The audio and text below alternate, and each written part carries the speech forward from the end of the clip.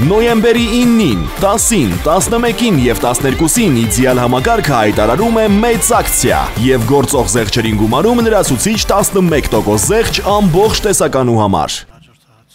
Շնորհակալություն մեծարգո պարոն վարչապետ, հարգելի կառավարության անդամներ, հարցը ուղղում եմ Արդարադատության նախարար Սրփուի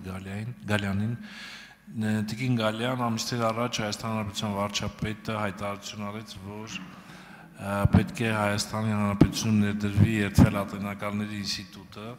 եւ ուզում եմ իմանալ հատկապես նաեւ իրավաբանական համայնքին է շատ հետաքրքիր այս հարցը, թե ուր ենք հասել այս գործում, ինչ միջոցներ են ձեռնարկվել։ Շնորհակալություն։ Շնորհակալություն, հարցին կպատասխանի Արդարադատության նախարար տիկին Սրփուի Գալյանը, համեցեք տիկին Գալյան։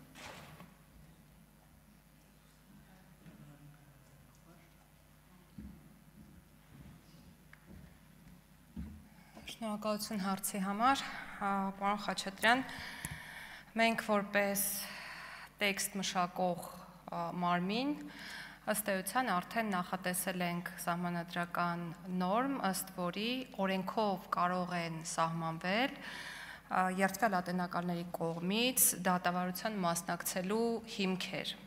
Սահմանադրական նորմը, որը կարող է նախատեսվել սահմանադրության շրջանակներում, այս պահին ունի իմ կողմից նշված տեքստը, բայց պետք է նշեմ, որ այս նորմը դեռևս չի քննարկվել Սահմանադրական բարեփոխումների խորհրդի կողմից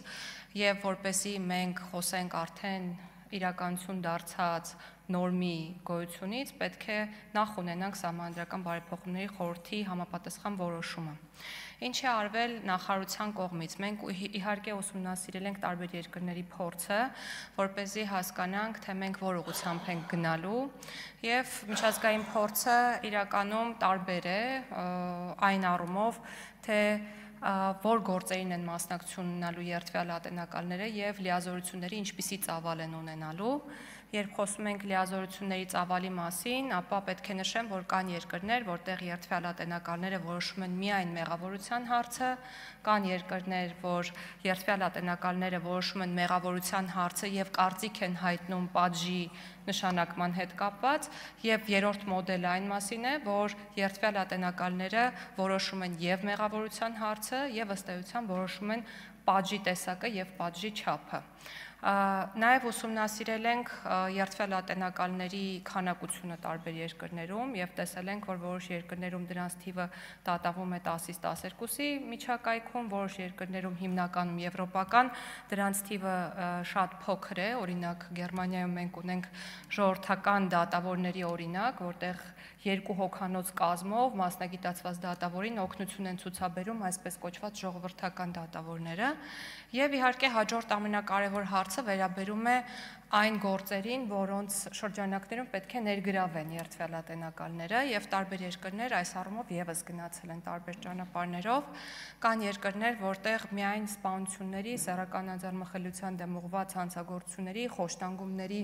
վերաբերյալ հանցակազմերի քննությանը մասնակցություն ունեն երդվյալ ատենակալները եւ կան երկրներ, որ բացի քրեորեն հետապնդելի արարքների քննությունից երդվյալ ատենակալները մասնակցություն ունեն նաև քաղաքացիական որոշ տեսակի դատավարություններում։